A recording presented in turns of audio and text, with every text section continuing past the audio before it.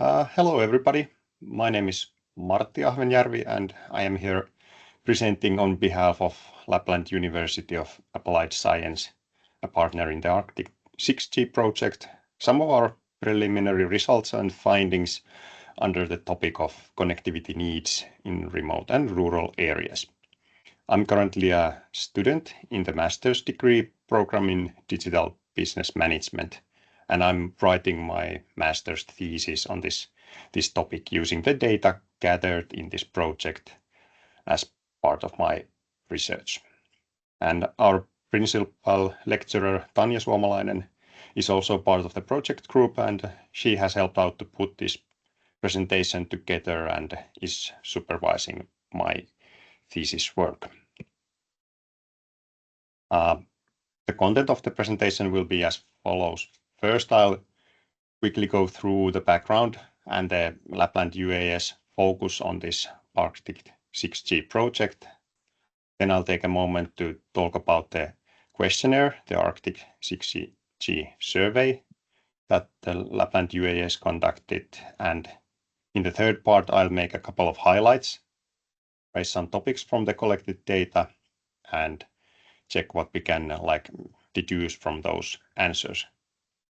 And finally, some conclusions and things to consider as we move forwards with the surveys or my thesis work and whatnot. So in the Arctic 6G project, the Lapland UAS has focused on identifying challenges the end users are facing with the current connectivity technologies and to create an understanding of their connectivity needs in rural and remote areas. In order to keep the Arctic area viable for businesses, these findings, well, we hope that they would guide the development and implementation of the 6G technologies. In my thesis, I'm further putting emphasis on what needs the companies and businesses have for the next generation technologies from the business development and digitalization point of view. The survey, the questionnaire, as a part of this Arctic 6G project, it was aimed to promote the development of these new mobile network technologies in the Arctic region, give the people information that there are new stuff coming at some point, and also to map out the respondents' perception of the current state of the mobile networks and the potential needs and what the more advanced networks should provide in the Arctic area. And we hope to see that this survey might offer some points of thought for the whoever is building these networks and planning out the implementation of this technology. The questionnaire itself, it was on a web-based platform with a quite wide array of multiple choice, scale, and open-ended questions. The survey was available for the first half of this year, and it was promoted in social media and in events, and it was shared directly to over 1,300 emails. All in all, we received 148 responses from rather diverse demography of respondents. All regions, age groups, work-life situations, from entrepreneurs to business owners and employees and students, everything was covered in the answers quite well. Now moving on to some of the results. A lot of this will link quite nicely with what Amireza presented in the beginning and also maybe some points for Harry's presentation also. This is not by no means a complete rundown of all the results and answers, but I'll highlight some of the questions and answers where we can see some clear similarities or differences amongst the different groups of respondents. In the first few slides, we have everything grouped together. There's only one group of respondents, which was like all the people. Well, rather not so surprising, 99% of all the respondents find that the internet is very important or important in their daily life. Also, consistently working internet connection, it was also equally important. Well, this question highlights the necessity of reliable internet connection and infrastructure across all the different regions, regardless if the respondent was living in a bigger city where the connections are good or in the sparsely populated areas.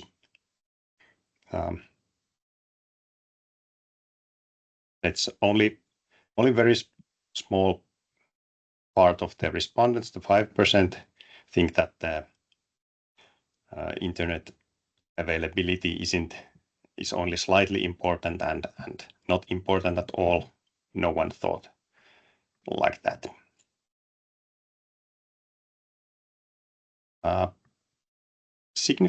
Significant majority, like 95% of respondents, have noticed a clear difference in internet connectivity between the populated areas and then moving to the more remote regions. I guess this again is not a big surprise when we are talking about the Arctic region.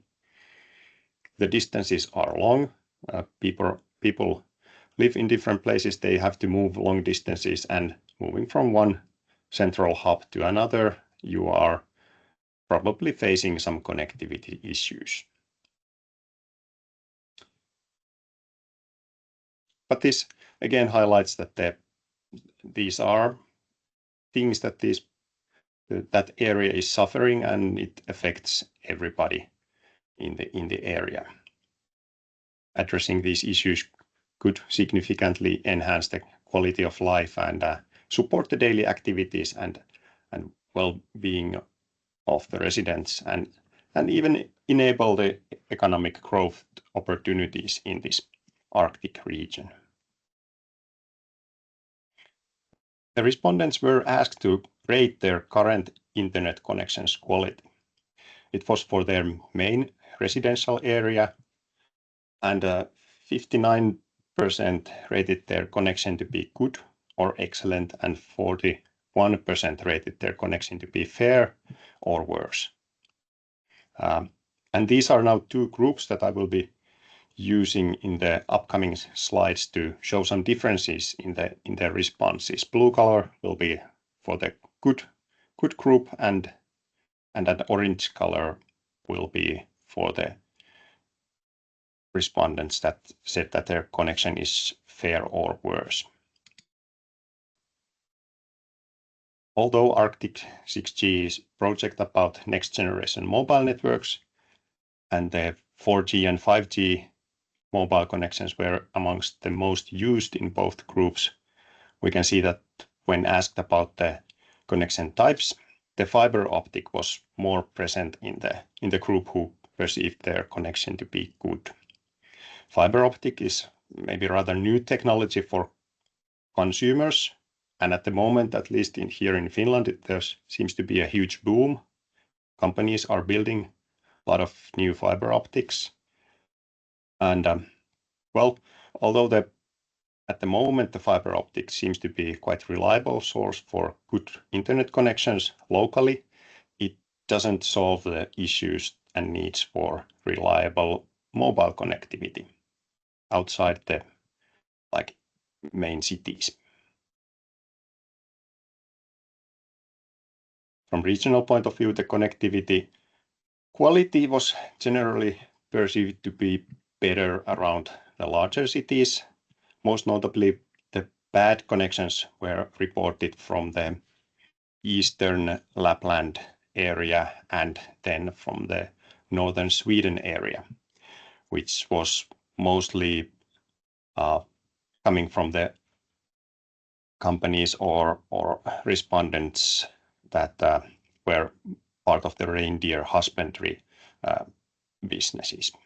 The other regions consisted the northern east part of Finland and the eastern border part of the Finland.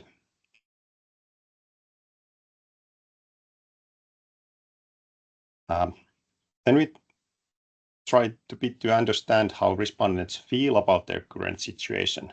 We asked if users have felt concern due to poor internet connectivity, and the majority of the respondents, 64% from those with good connections and 98% of those with bad, indeed expressed their feeling of concern.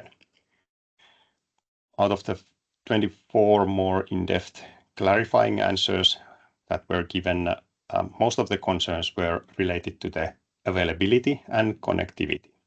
Only 2 answers mentioned the speed of the connection to be a source of concern. And these are some of the answers, and I guess these highlight the critical need for improvement and reliability of the internet connection across the various aspects of daily life, from travel and business to emergency situations and outdoor activities and all that. Unreliable internet connections are causing delays and operational challenges for businesses. Connectivity issues are raising serious concerns about reliability of the emergency services and the ability to get and send help during critical situations. And people feel that, these are important things. Addressing these issues is essential for enhancing the safety and overall quality of life in these regions that are affected. 2 business sectors most affected by the poor connections were reported by respondents working on the areas of tourism and the reindeer husbandry. These are businesses that are not tied to one location. They are mobile businesses, so they need to rely on the mobile connectivity. The tourism sector also is highly seasonal. The need for the capacity and the type of connectivity fluctuates.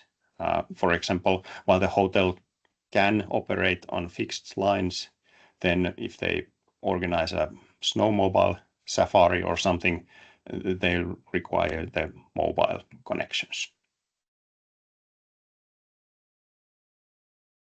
And then we asked businesses to rate their level of digitalization,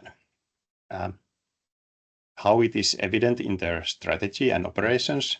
Do the businesses use digital customer interfaces, and how much digitalization is in their internal processes?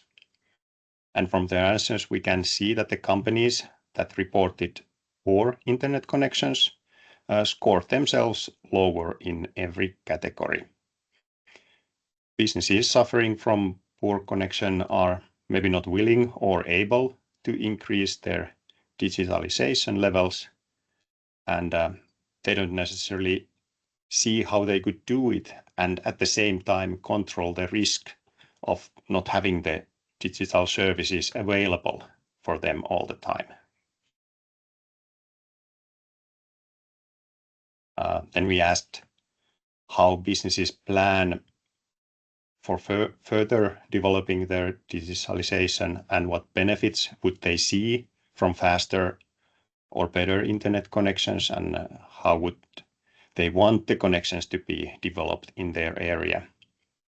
25% of the answers were directly wishing for a working connection. It didn't really matter if the current connection was perceived good or bad. Even the businesses reporting good connections saw the value in having more reliable and better coverage and working connections throughout the whole region. Poor and unreliable connections were seen as the single most limiting factor for businesses like development and adopting new digital technologies. again, only 3% of the answers were expressing some form of need to have a connection speed increased. So as a conclusion, the connectivity issues were seen as the number one reason for frustration and hindrance for developing the businesses in the areas suffering from poor mobile coverage. There was some dismay on ongoing dismantling of the 3G networks and not having equal coverage in the 4G and 5G. Speed is irrelevant if there is no connection. The practical needs are different from the technological advancements previous mobile networks generations have promised. Solutions developed for densely populated areas are not directly applicable in the remote and rural areas, and the needs of these regions should be taken in consideration when planning out new networks and technologies. And thank you. This concludes my presentation. I will leave you with the details for our principal lecturer, Tanja Suomalainen. You can contact her if you have further questions regarding the survey itself or Lapland USA involvement in the project. Thank you. Great. Thank you, Martti. So there are no further questions I see now here. Do you know anything about the geographical spread, the geographical distribution of the respondents? You had 150 respondents almost. Are they all in rural regions, or do you know anything about it? Yeah, we have the rough idea. Was it this one? Yeah. This spread. Yeah. Okay. Okay. That's yes. Okay. Yeah. Yes. But we didn't go into more detail about this. Yes. Okay. Okay. Thank you very much. There's another question in the Q&A.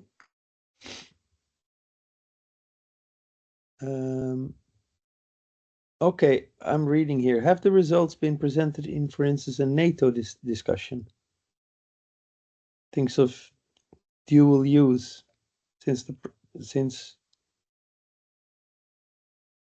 so whether these results have been discussed in a NATO context, I guess.